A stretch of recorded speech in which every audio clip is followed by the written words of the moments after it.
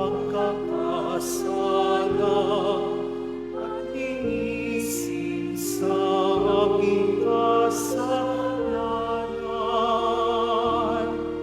Kaawaan mo ako, O Diyos, ayon sa iyong kabutihan, ayon sa laki ng iyong awa, amin ang aking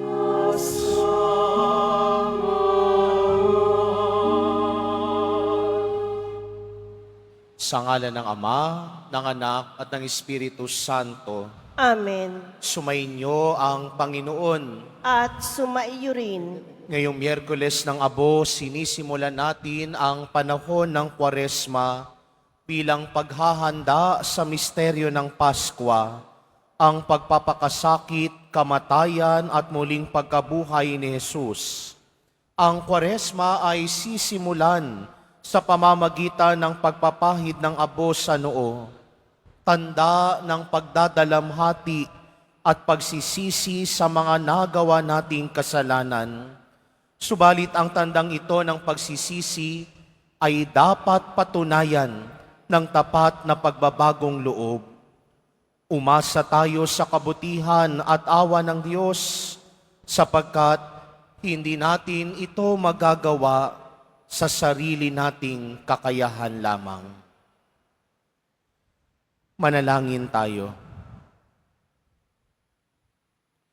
Ama naming makapangyarihan, ipagkaloob mong masimulan namin ngayon sa banal na pagkukusang magtiis ng kagutuman, ang pakikipagtunggalian bilang mga kapanig ni Kristo sa aming pagsugpo sa mga salungat sa pamumuhay sa Espiritu, maging amin nawang sandata ang pagtitimpi sa sarili sa pamamagitan ni Hesukristo kasama ng Espiritu Santo magpa sa walang hanggan. Amen. Magsiupo muna po ang lahat. Pagbasa mula sa aklat ni Joel. Sinasabi ngayon ng Panginoon, mataimtim kayong magsisi at manumbalik sa akin. Kayo'y mag-ayuno, manangis at magdalamhati. Magsisi kayo ng taos sa puso, hindi pakitang tao lamang. Magbalik loob kayo sa Panginoon na inyong Diyos. Siya'y may magandang loob at puspos ng awa. Mapagpahinuhod at tapat sa kanyang pangako. Laging handang magpatawad at hindi magpaparusa. Maaaring lingapin kayo ng Panginoon at bigyan ng masaganang ani. Kung magkagayon, mahahandugan natin siya ng haing butil at alak. Ang trumpeta ay hipa ninyo sa ibabaw ng bundok ng Siyon. Iutos ninyo na mag-ayuno ang lahat. Tawagin ninyo ang mga tao para sa isang banal na pagtitipon. Tipunin ninyo ang lahat, matatanda't bata, pati mga sanggol, at maging ang mga bagong kasal. Mga saserdote, kayo'y tumayo sa pagitan ng pasukan at ng dambana. Manangis kayo't manalangin ng ganito, mahabag ka sa iyong bayan, O Panginoon. Huwag mong tulutang kami hamakit, pagtawanan ng ibang mga bansa at tanungin, nasaan ang inyong Diyos? Pagkaraan, ipinamalas ng Panginoon na siya'y nagmamalasakit sa kaniyang bayan. Ang salita ng Diyos. Salamat sa Diyos. Poon iyong kaawaan, kaming sayo'y nagsisuway. Poon, iyong kaawaan, kaming sa iyo'y nagsisuway. Ako'y kaawaan, o mahal kong Diyos, sangayon sa iyong kagandahang loob. Mga kasalanan ko'y iyong pawiin, ayon din sa iyong pag-ibig sa akin. Linisin mo sana ang aking karumhan at ipatawad mo yaring kasalanan. Poon, iyong kaawaan, kaming sa iyo'y nagsisuway. Ang pagsalangsang ko ay kinikilala, laging nasa isip ko at alaala. Sa iyo lang ako nagkasalang tunay, at ang nagawa ko'y di mo nagustuhan. Poon, iyong kaawaan, kaming sa iyo'y nagsisiway. Isang pusong tapat sa aking likhain. Bigyan mo, O Diyos, ng bagong damdamin. Sa iyong harapay, huwag akong alisin. Ang Espiritu mo ang papaghariin. Poon, iyong kaawaan, kaming sa iyo'y nagsisuway. Ang galak na dulot ng iyong pagliligtas, ibalik at ako ay gawin mong tapat. Turuan mo akong makapagsalita at pupurihin ka sa gitna ng madla. Poon, iyong kaawaan, kaming sa iyo'y nagsisuway.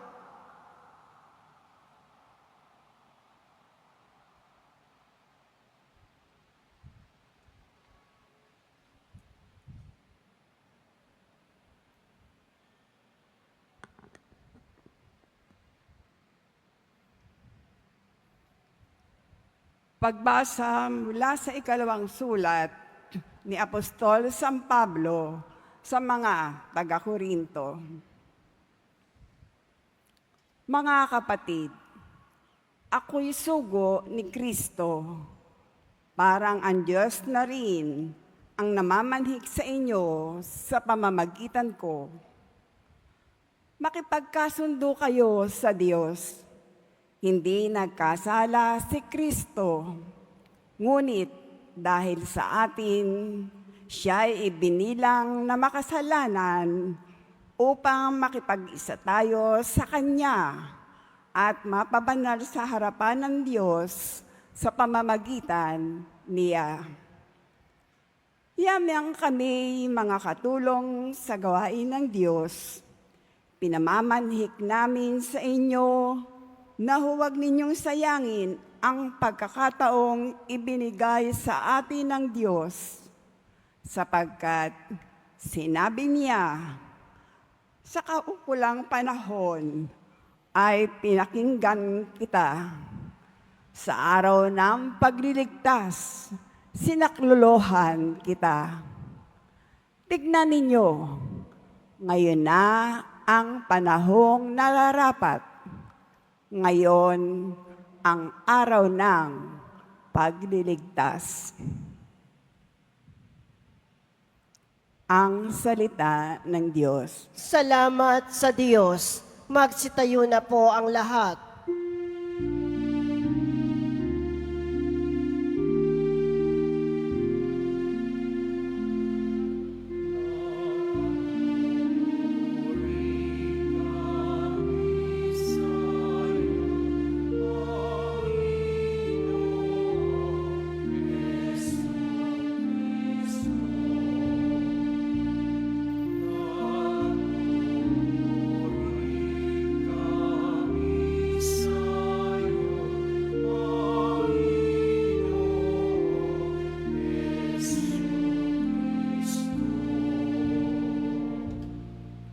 Kapag ngayon'y napakinggan ang tinig ng mahal, wala ninyong hadlangan ang pagsasama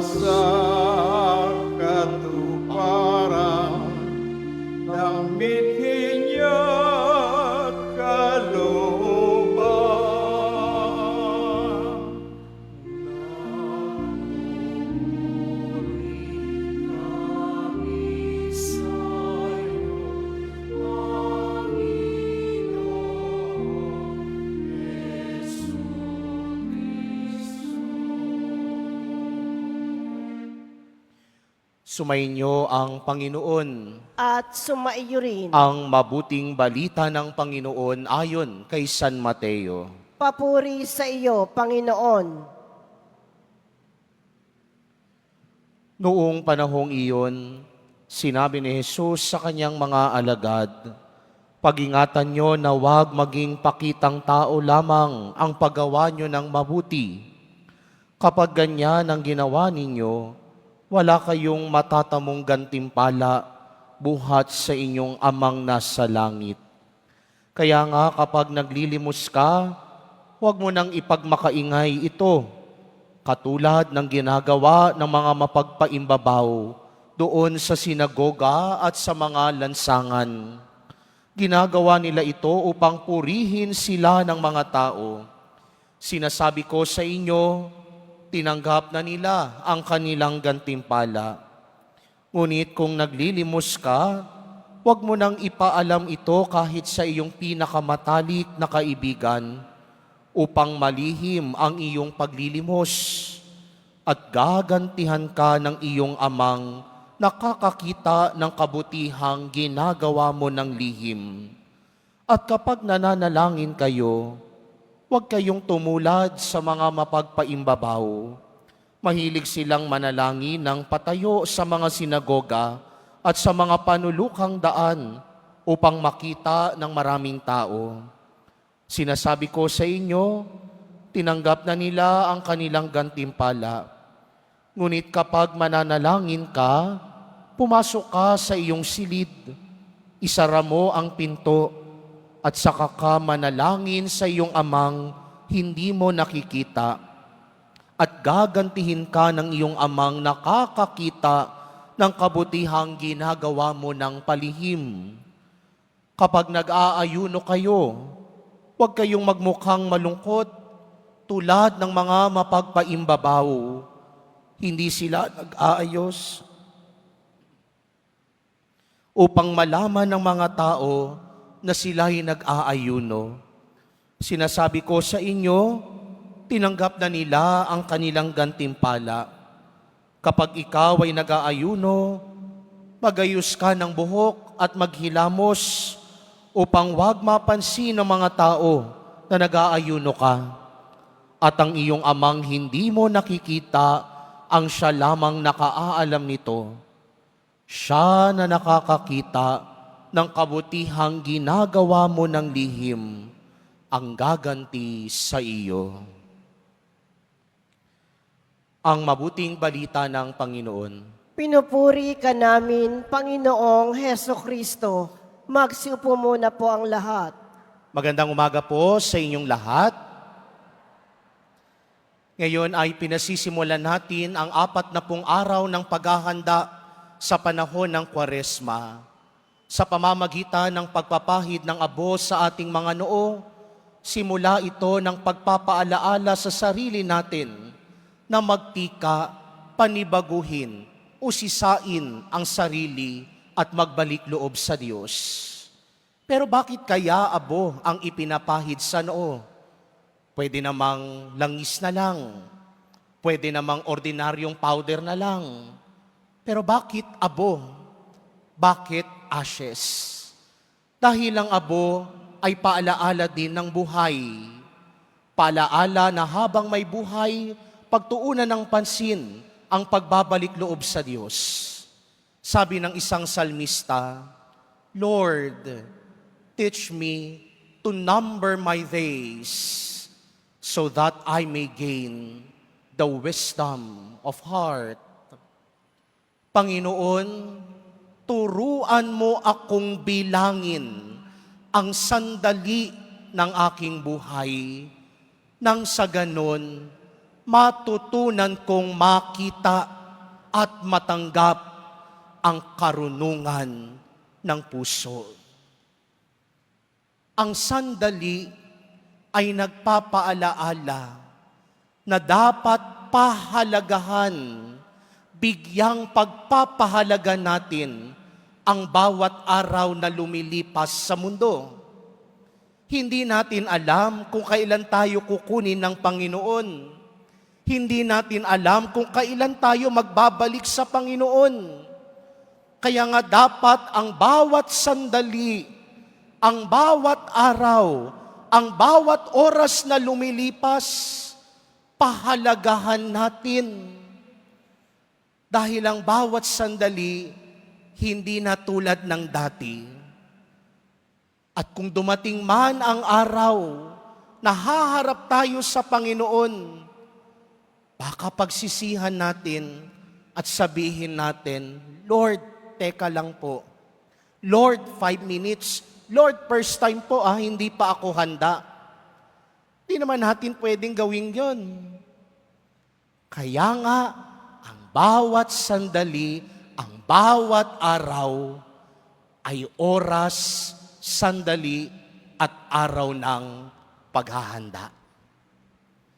At ganun ang gagawin natin sa 40 araw ng paghahanda. Sa pamamagitan ng ating pagtitika, pag-aayuno, pananalangin at pagkakawanggawa, inihahanda natin ang ating mga puso, inihahanda natin ang ating mga sarili, inihahanda natin ang ating kamalayan. Nang sa ganon, sa pagdating ng Paskwa, sa araw ng pagpapakasakit at muling pagkabuhay ng Panginoon, makiiisa tayo sa pagkabuhay muli ni Jesus na merong bagong buhay. Kaya sa araw na ito, simulan ng baguhin, simulan ng ibahin, simulan ng talikuran ang mga dating gawi. Dahil nais nating pagyabungin ang puso natin at kamalayan sa puso at kamalayan ni Jesus na magpapakasakit, mamamatay sa krus at muling mabubuhay. Kaya nga sabi ng isang pari, ang araw ng Abo, ang Miyerkules de Abo, ang Ash Wednesday, ay isang pagbaba. It is a condescension.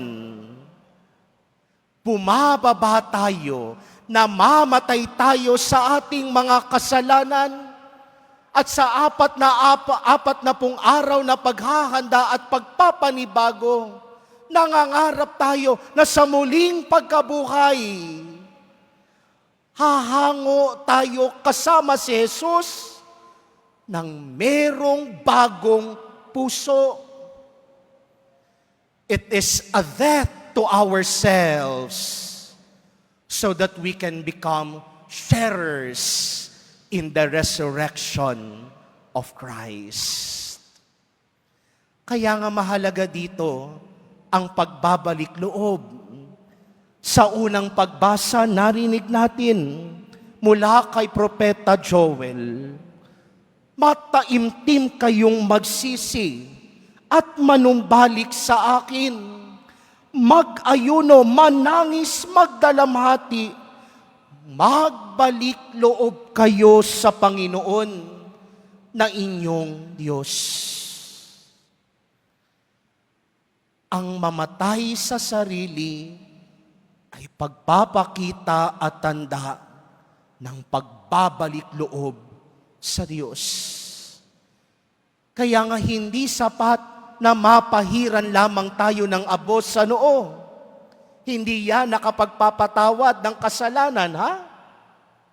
Hindi sapat na malagyan lang tayo ng abo. Pero mamaya sa pagpapahid ng abo, paalaala-yaan na pahalagahan ang sandali ng buhay. Ngayon pa lang maghanda, magbalik loob, panibaguhin ang puso. Dahil hindi natin alam kung kailan sasapit ang araw ng Panginoon. Kaya sa araw na ito, simulan natin ang paghahanda sa pamamagitan ng pag-usisa sa sarili, pagbabalik loob, pananalangin, at pakikipagkapwa. Sa paglalagay po ng abo, ito po ay ipapahid sa ating mga noo. Paunawa lamang po na ang mga nakaupo lamang sa pinakaunahan ng ating simbahan ang pipila para malagyan ng pari ng abo sa kanilang noo upang hindi lubos na maantala ang pagdiriwang ng misa. Ang iba naman ay maaring pumunta pagkatapos ng misa sa mga tent sa labas ng simbahan sa BPI Quezon Boulevard, Plaza San Juan Bautista at Plaza Miranda. Ang ating mga lay ministers ang maglalagay ng abo. Panatilihin po natin ang pagpila ng maayos. Sundin po natin ang ating mga ihos o ushers. Magsitayo na po ang lahat. Minamahal na mga kapatid, manalangin tayo sa Amang May Kapal upang ang abong sa ulo nating ilalagay para ipahiwatig ang pagbabagong buhay ay marapati niyang gawaran ng kanyang pagpapala at malaking pagmamahal. Manalangin tayo.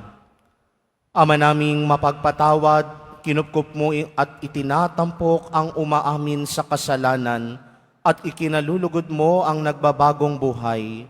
Dinggin mo kami at kupkupin sa pagkakalob mo ng pagpapala bilang pagtatampok sa iyong mga lingkod na naglalagay ng abo sa ulo. Sa pagganap ng 40 araw na paghahanda para sa Pasko ng pagkabuhay, marapatin mong kami maging dalisay para sa pagdiriwang ng tagumpay ng iyong anak na siyang namamagitan kasama ng Espiritu Santo, magpa sa walang hanggan. Amen.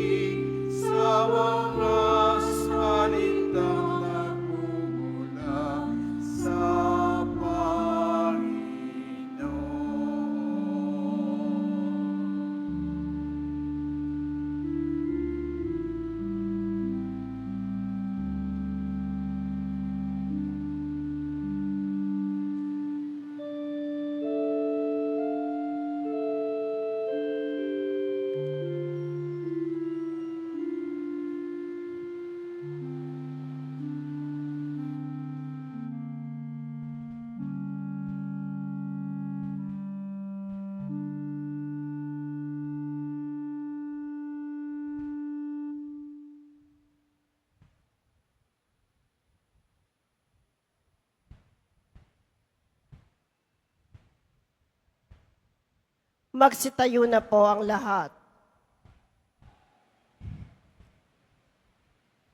Minamahal kong mga kapatid, sa pasimula ng aming 40 araw ng paglalakbay ngayong panahon ng Kwaresma, kami dumudulog sa iyo, Ama, para sa biyaya ng buong pusong pagbabalik loob, pagsisisi at pagmamalasakit sa kapwa.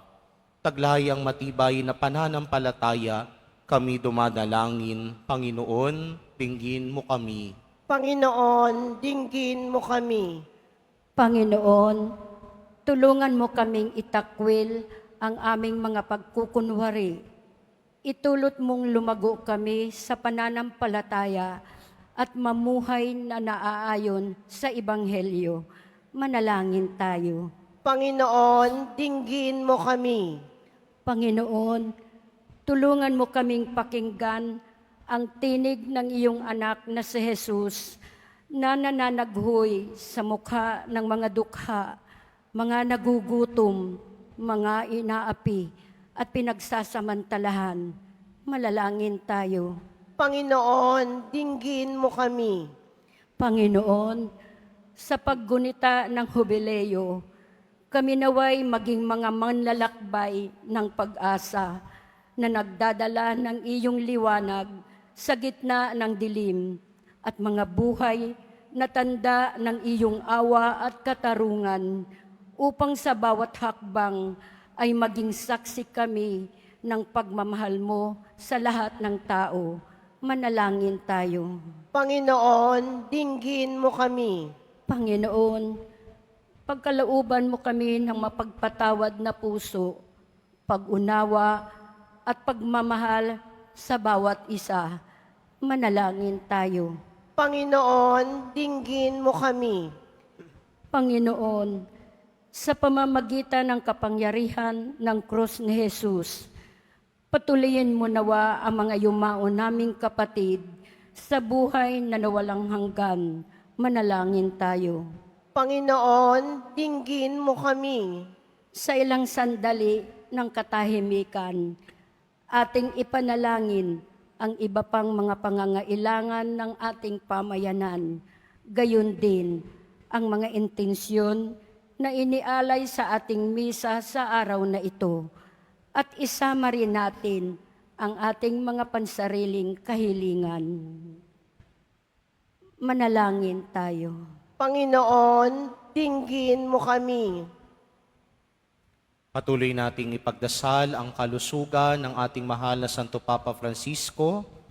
Samahan nawa siya muli ng Panginoon at ng mahal na Birhen sa sandali ng kanyang kahinaan. Manalangin tayo. Panginoon, dinggin mo kami.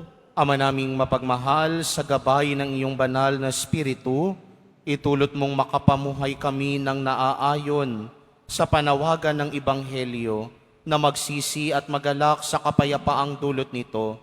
Niling namin ito sa pamamagitan ni Jesucristong aming Panginoon. Amen. Magsiupo muna po ang lahat.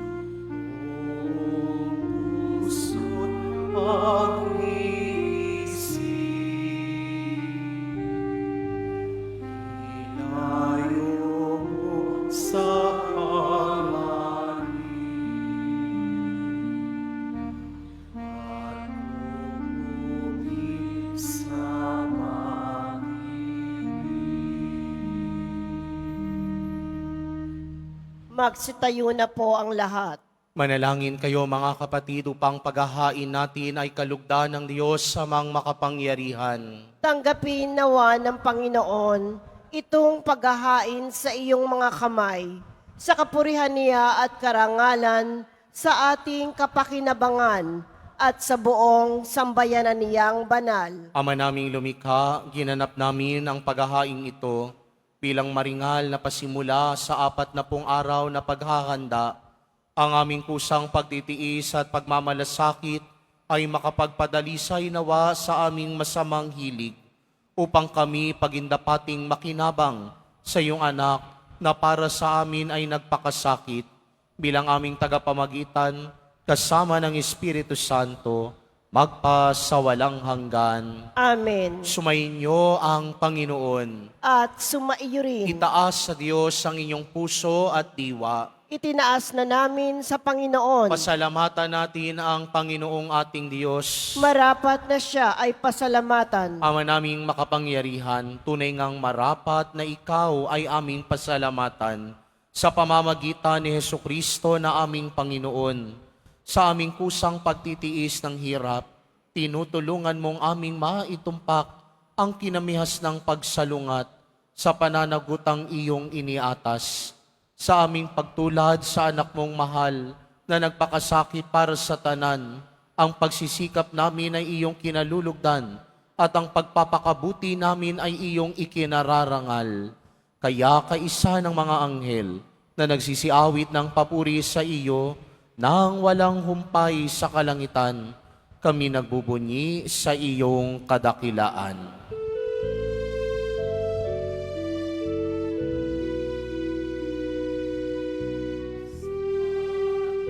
Santo, Santo, Panginoong Diyos ng mga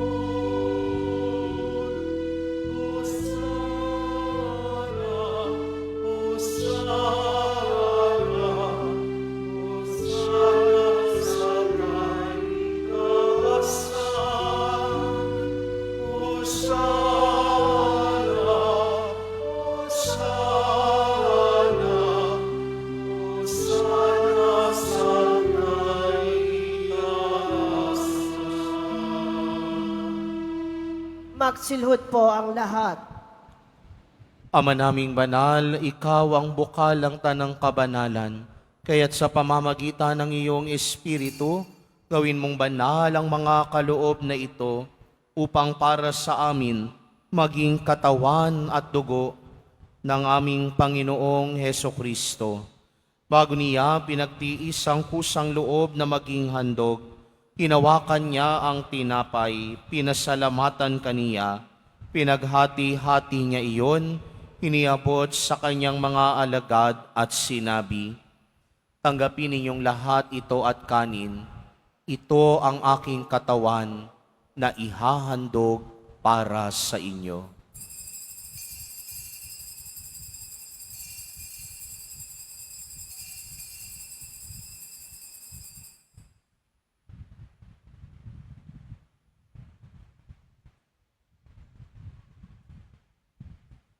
Kaya hindi naman noong matapos ang hapunan, inawakan niya ang kalis, uli kanyang pinasalamatan. Iniabot niya ang kalis sa kanyang mga alagad at sinabi, "Tanggapin ninyong lahat ito at inumin. Ito ang kalis ng aking dugo, ng bago at walang hanggang tipan, ang aking dugo na ibubuhos para sa inyo at para sa lahat sa ikapagpapatawad ng mga kasalanan. Gawin ninyo ito sa pag-alala sa akin.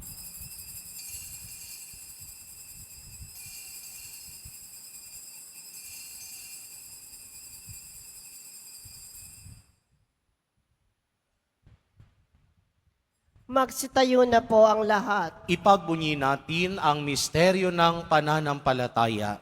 Si Kristo'y namatay, si Kristo'y nabuhay, si Kristo'y babalik sa wakas ng panahon. Ama, ginagawa namin ngayon ang pag-alala sa pagkamatay at muling pagkabuhay ng iyong anak. Kaya't iniaalay namin sa iyo ang tinapay na nagbibigay buhay at ang kalis sa nagkakaloob ng kaligtasan. Kami nagpapasalamat dahil kami iyong minarapat na tumayo sa harap mo para maglingkod sa iyo. Isinasamo namin kaming magsasalo-salo sa katawan at dugo ni Kristo ay mabuklod sa pagkakaisa sa pamamagitan ng Espiritu Santo. Ama, lingapin mo ang iyong simbahang laganap sa buong daigdig. Puspusin mo kami sa pag-ibig, kay isa ni Francisco na aming Papa, ni Jose na aming Obispo at ng Tanang Kaparian. Alalahanin mo rin ang mga kapatid naming nahimlay, na may pag-asang sila'y muling mabubuhay, gayon din ang lahat ng mga pumanaw.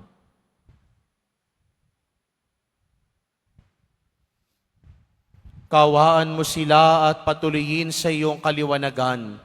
Kawaan mo at pagindapatin kaming lahat na makasalo sa iyong buhay na walang wakas, kaysa ng mahal na Birheng Maria na ina ng Diyos, ng kabiyak ng puso niyang si San Jose, kaysa ng mga apostol, ni San Juan Bautista at ng lahat ng mga banal na namuhay dito sa daigdig ng kalugod-lugod sa iyo, maipagdiwang nawa namin ang pagpupuri sa ikararangal mo sa pamamagitan ng iyong anak na aming Panginoong Hesukristo.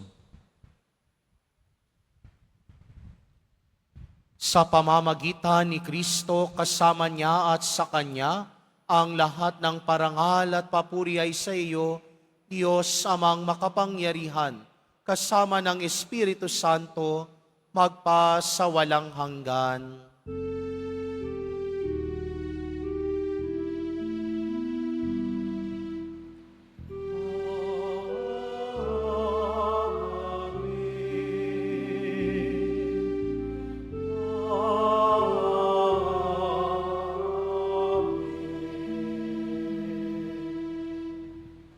Sa tagubilin naman nakagagaling na utos at turo ni Jesus na Panginoon natin at Diyos, ipahayag natin ng lakas loob.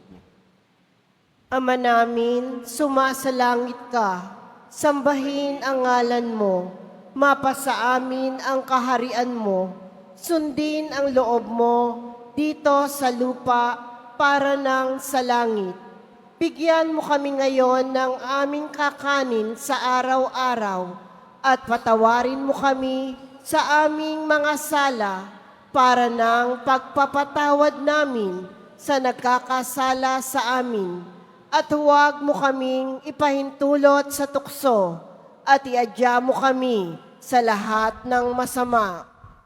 Piniling namin kami adya sa lahat ng masama, pagkalooban ng kapayapaan araw-araw, iligtas sa kasalanan, at ilayo sa lahat ng kapahamakan, samantalang aming pinananabikan ng dakilang araw ng pagpapahayag ng tagapagligtas naming si Jesucristo.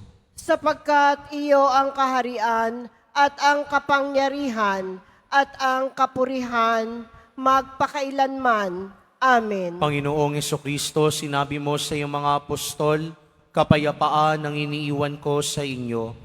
Ang aking kapayapaan ang ibinibigay ko sa inyo. Tunghayan mo po ang aming pananampalataya at huwag ang aming pagkakasala. Pagkalooban mo kami ng kapayapaan at pagkakaisa ayon sa iyong kalooban, kasama ng Espiritu Santo, magpa sa walang hanggan. Amen. Ang kapayapaan ng Panginoon ay laging sumainyo. At sumaiyo rin. Magbigayan kayo ng kapayapaan sa isa't isa.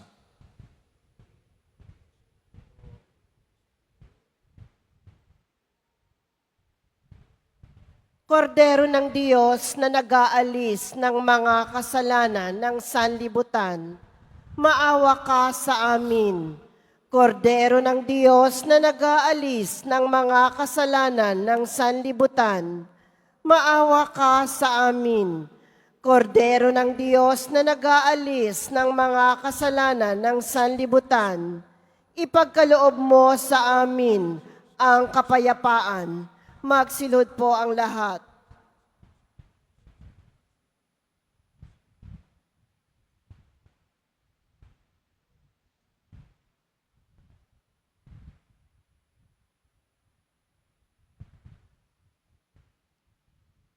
Ito si Jesus, ang kordero ng Diyos na nag-aalis ng mga kasalanan ng sanlibutan.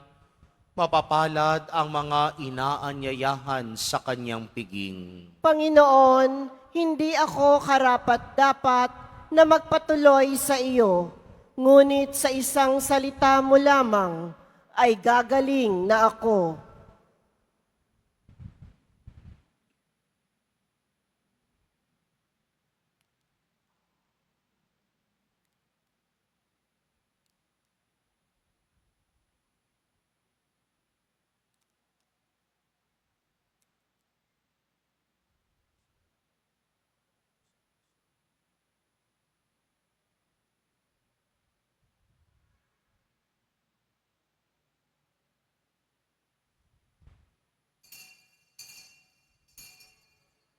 Para sa lahat ng tatanggap ng banal na komunyon, sasagot po tayo ng amin pagkasabi ng pari o ng lay minister ng katawan ni Kristo at isubo agad sa bibig bago umalis sa harapan ng pari o lay minister. Sumunod po tayo.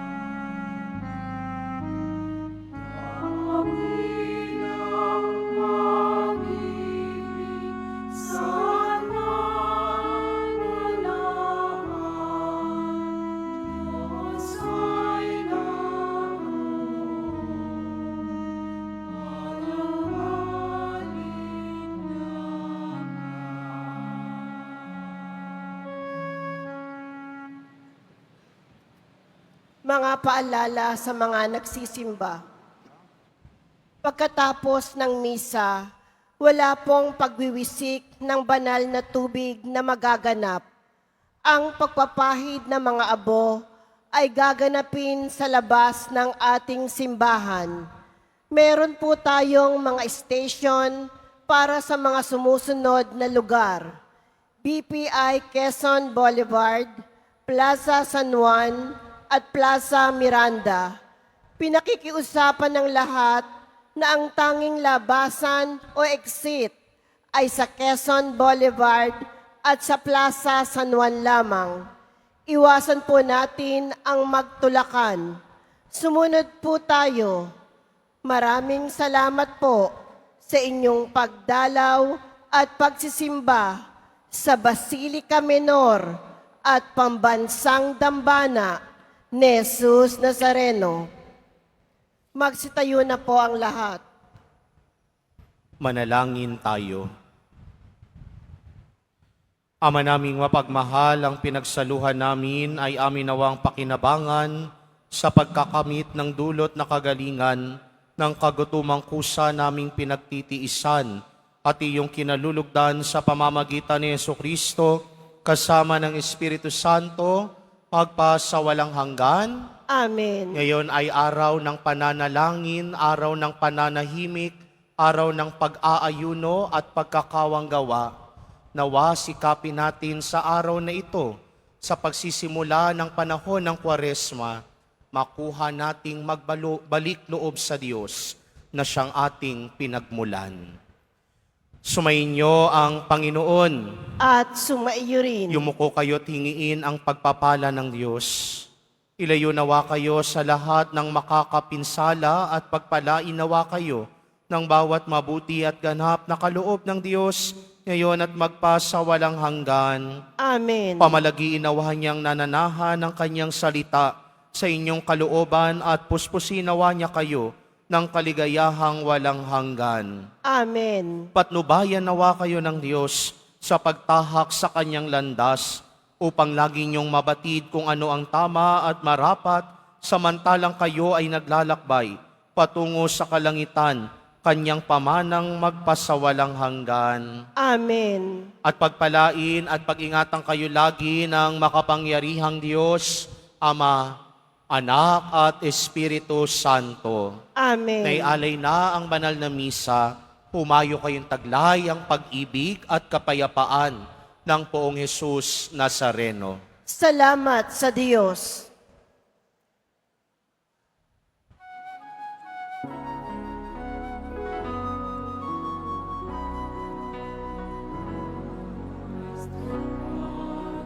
Yes.